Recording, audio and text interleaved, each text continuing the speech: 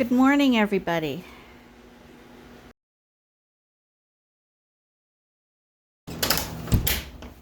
Oh, Scotty, you're in the milk house. Were you here all night? Would you like your food? No wonder you're in here. The heater's on. It's about, I think, it's about -5 this morning. Here you go, Scotty. There you go, baby. Yes, it's your food.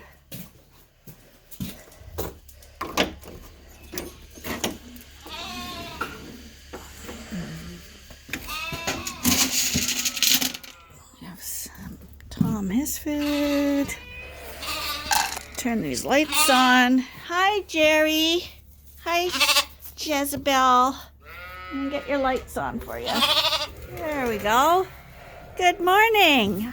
I'm gonna go get your bottle, okay? So the rams are fed. And these are the pregnant girls in the heifer barn. They're all waiting for their food.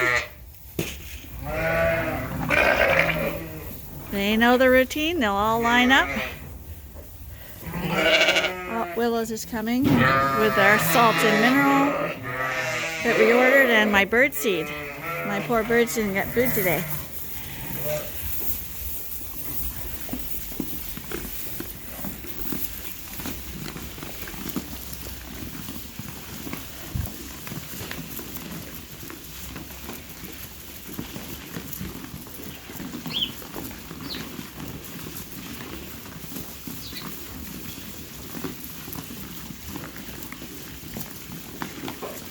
And you see, everyone came up to eat. Happy days when that happens.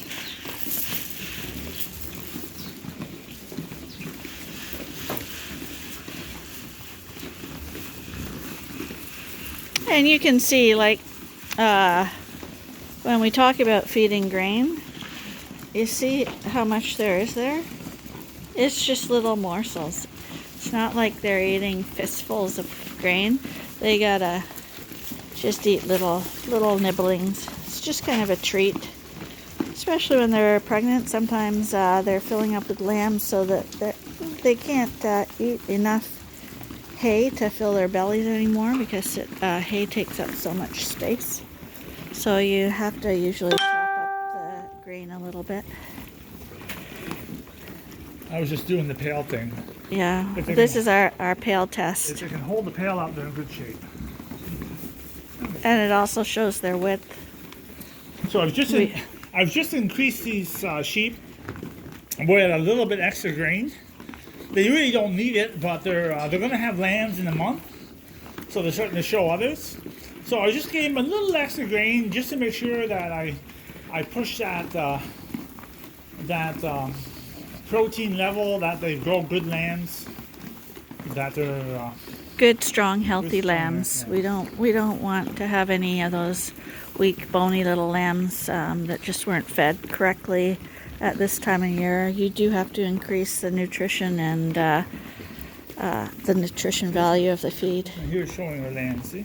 Yep, pregnant. A lot of them are. You can see them already. Hi, sweeties. And they're getting third cut hay right now. And a lot of years we don't have third cut, so it would be second cut. This year we were lucky. It was a good year for hay.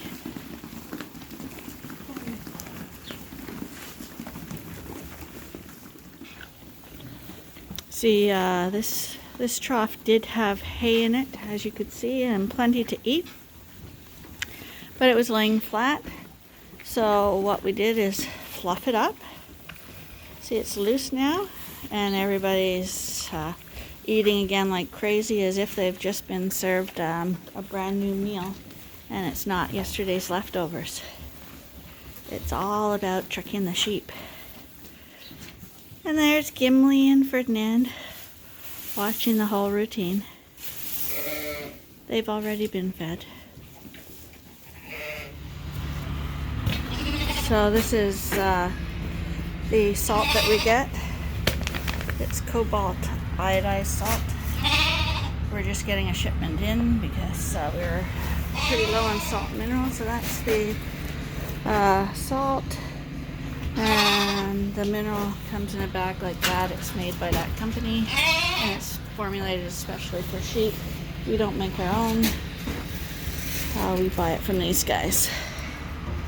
And then of course they make the best bird seed, so I got all that for my wild birds. You don't mind being on YouTube, do you? What's that? You don't mind being on YouTube, do you? Okay. Have a good day. You too. Careful of the dogs. Yeah, have a good day. Thank you. This is the weaning off pen. It's either at the feed trough, eating. Nobody's really screaming. There's some guys over at the salt and mineral feeder. They're back there. These guys are eating what's left of their creep feed. It's pretty well empty now, so they'll be getting some more in a few minutes. And then we got some at this trough. So it's usually just a day of stress. Normally we would have the lambs in a different barn when we wean them off, but we are maxed out on space at this moment because of all our breeding groups. So they're in the same barn, which can cause more problems because the ewes and lambs will call back and forth to each other. But to be honest, these guys are well on their way, and the moms are probably a little happy that they've flown the coop. So Arnie just brought some of that fresh creep feed over, and he's pouring it to these guys. This is a really nice Suffolk ram lamb. Really deep-bodied boy. He's from Felon.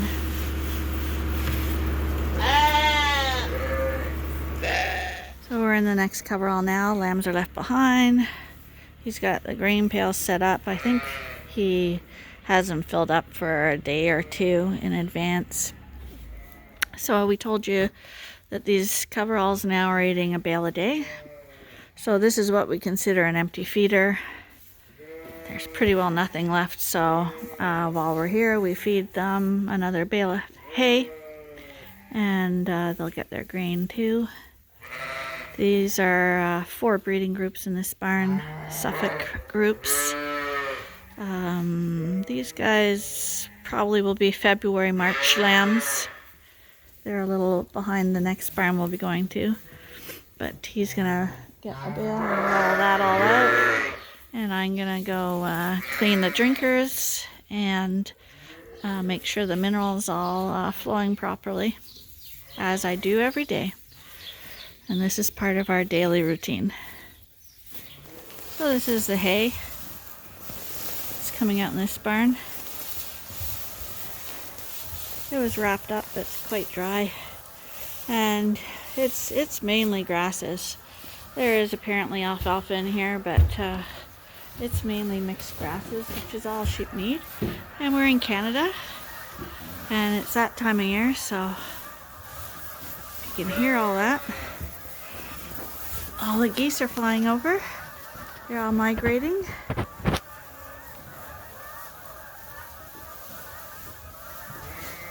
Always a nice time of year when they're doing that. Want to roll in the hay? What? You want to roll in the hay? Let's see you roll the hay, and then we'll roll in the hay.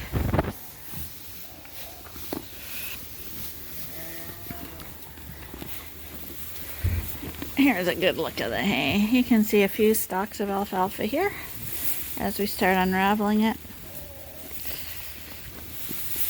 It's about a 60% in this thing.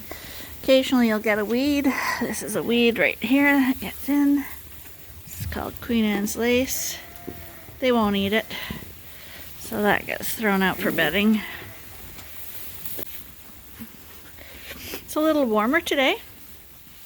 So the front door is open, but we had the curtains up, but I just opened that one. I'm gonna open this one too, so that we can get some cross flow for these guys now that it's nicer.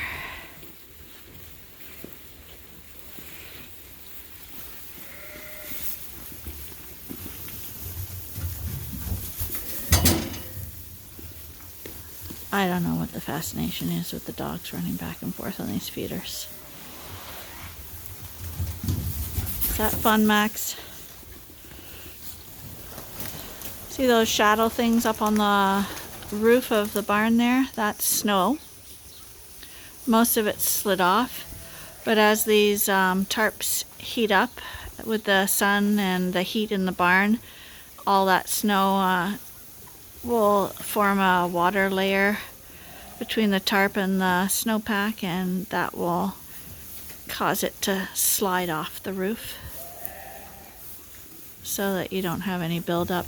Occasionally, if there's a lot of snow, you can just tap the tarp with your hand and the whole thing will come down. The snow, that is, not the roof. That's it for this barn, and then we'll head out to the other barn. And this is the last barn of the morning.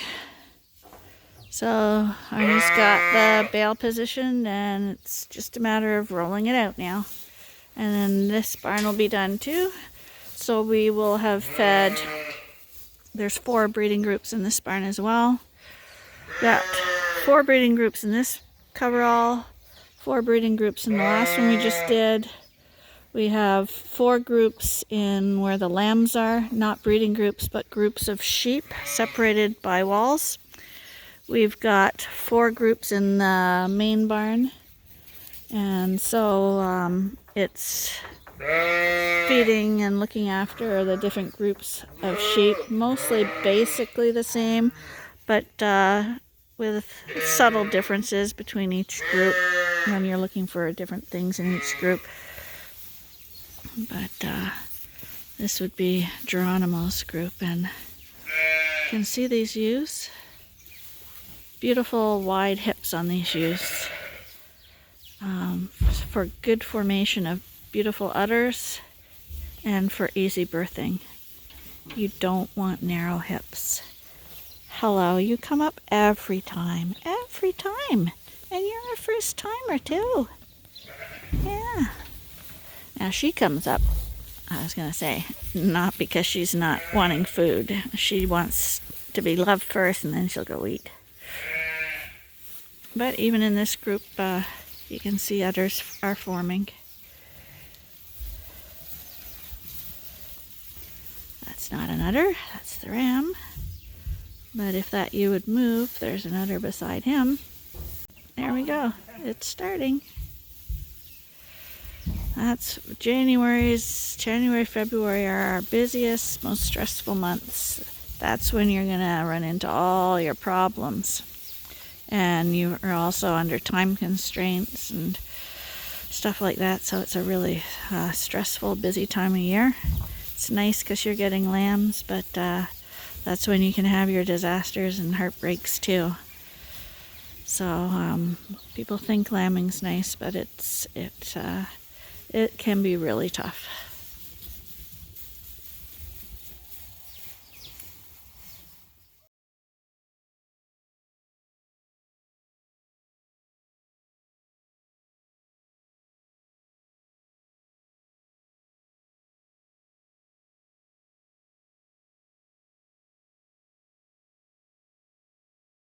There he is.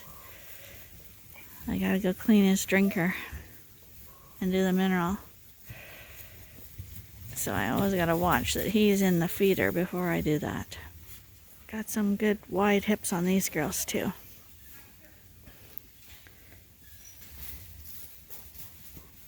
See how wide they are? I don't know if you can tell on a camera, but like those girls are a good 1.5, 2 feet wide.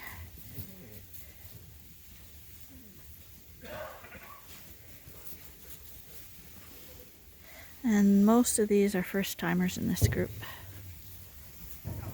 Okay, we caught Hitman. He was at the feeder, didn't see us.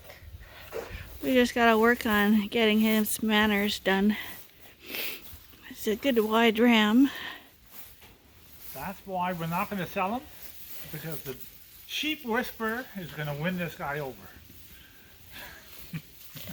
If you put a word in Arnie's head, it will stay there forever. Hey, buddy. Yeah, We're gonna learn some manners, aren't we? yeah, just keep him away from me right now. Oh, he's okay. If he was that bad, I wouldn't be able to hang on to him. Look. Buddy. Well, he's a nicely built ram. Good genetics, so. Hey, who's the boss?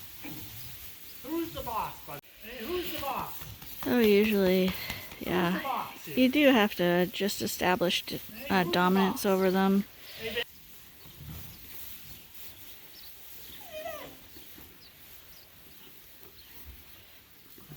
When you got control over them, they begin to realize that they may be boss of the ewes and stuff, but you've got control over them. He doesn't like the Ben. Back off. He doesn't like the dogs. Can't blame him for that. But you see, he's walked off now.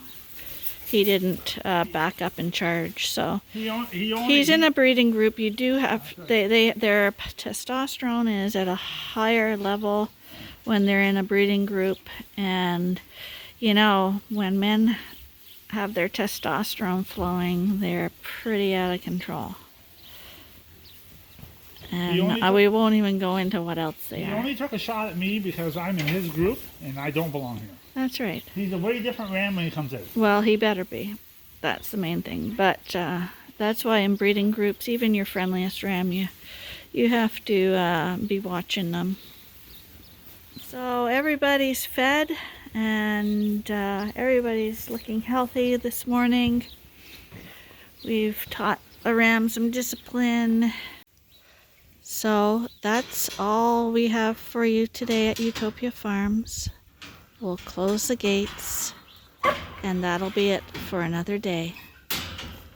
Hope to see you all again tomorrow. Bye for now.